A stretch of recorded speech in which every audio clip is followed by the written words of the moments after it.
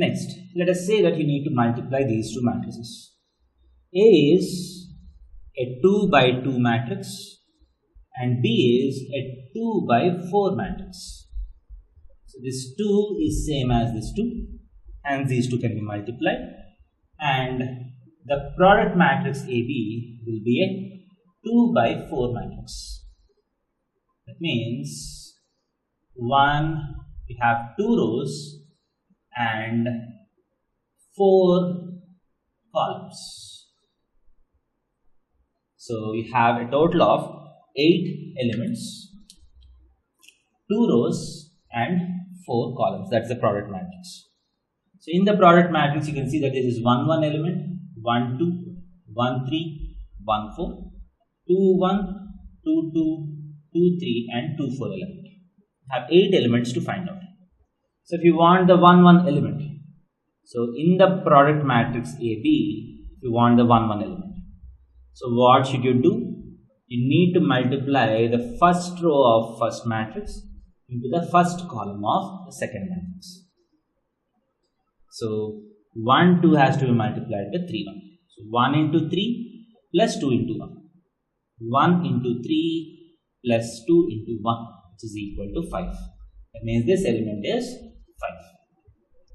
So if you want the 1 2 element, that means the first row into the second column. 1 1s are 1 plus 2 2s are 4. 1 into 1 plus 2 into 2, which is again equal to 5. Means this element is also equal to 5. AB 1 3. First row into the third column. 1 4s are 4 plus 2 1s are 2. 4 plus 2 is 6. 1 into 4 plus 2 into 1, 6.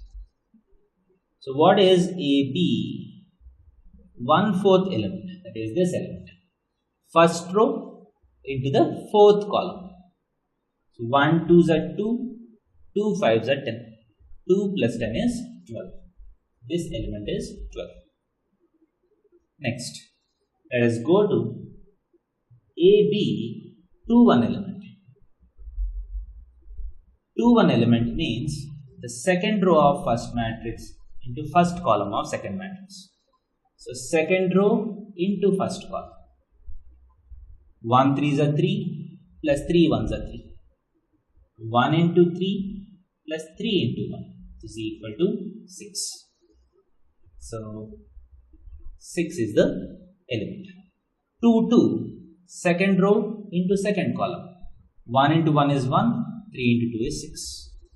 1 plus 6 is 7. 2 3 element.